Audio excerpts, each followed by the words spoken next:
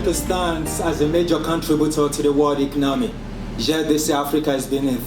But do they tell you how far they come to the land of plenty in times of need? Do they tell you how much Africa has given? The oils, the diamonds, the artifacts that they remove from the fact. But I'm not worried about them. I'm worried about you, fellow Africans that are institutionally blind. So hard for you to see that Africa cannot be great if Africans are not great. I expect loyalty on African soil. But you are busy taking ancestral footprint out of existence, wiping out your own identity in the process. You are more of a white person inside caused with black skin. And that's why you fall for white cultural superiority. You even have the audacity to tell me that it feels outdated, that I see through the eyes of the ancestors, that I will never be able to see the true color. But what if I told you that I only see why you miss the truth? Because black is not a color, black is excellence. And since it's proven that black is the best color to wear to keep cooling the heat, then I will stay in the sun and let it burn to keep the melanin fit and scare off the bleaching elementals. The white walls scrubbing our minds in effort to erase our mentors.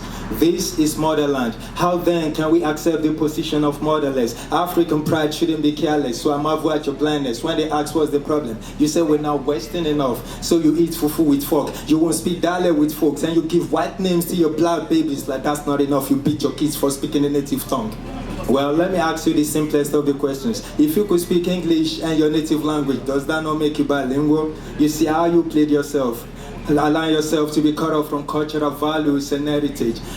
You abandon your history and language, always waiting for validation from white world. If you say I'm guilty too, I won't budge. It means me and you have a lot of work. Whatever happens to the intuitive connection with our roots. The road is muddy, and Mother Nature says that's why we have boots. We are long in the tooth. We're supposed to learn from foreign culture to solidify what we have here. But instead, we allow culture vultures to eat up our tradition and give us their shit, calling everything Africa inferior.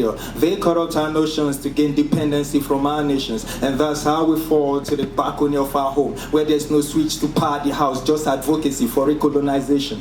So in naturalization, I'm not mad at Berlin Conference. I'm mad at us for throwing out our belongings over the fence. Ask me how much is Africa, we tell you we're not selling. It's just so bad that my people are sellouts. But time is now to come together and embrace us, because there's no way we can uplift what we don't like. Let's come together and unite. To be honest, I feel like a fraud talking about unifying Africa, probably because I rarely ever think about it. And some of the poetic prescriptions that I heard last week about how to go about this unity, we need to come together because we're black. All we need is love. Darling, what has love got to do with it? I've never had problems with breathing.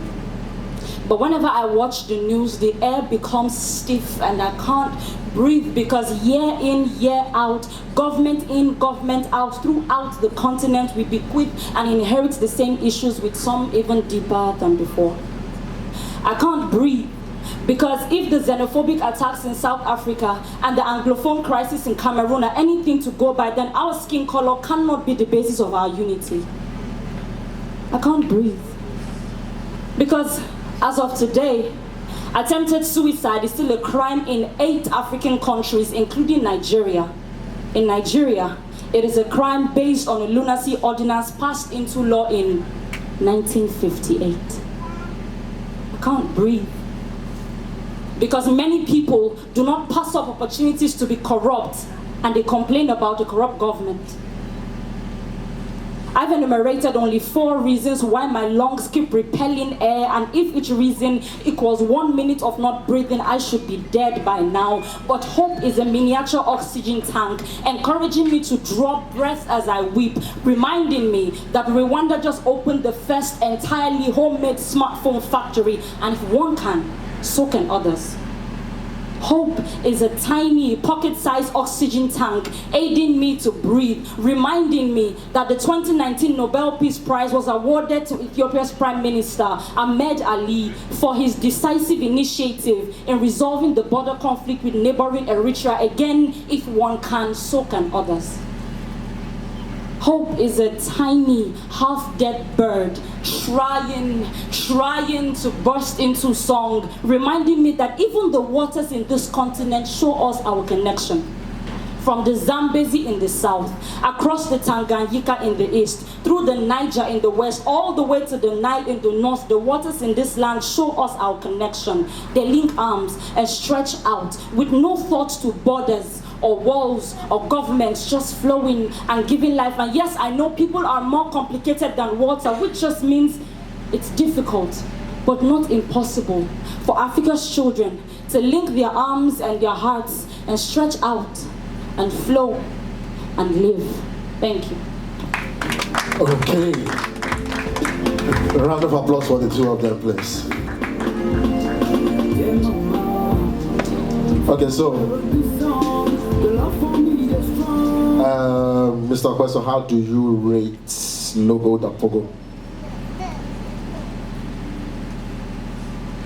7, 6, 8, 7. A round of applause for him, please. Okay, so what's your rating for Joy? From Joy. Same order. 8, 8, 8, 10. A round of applause for her, please. Thank you.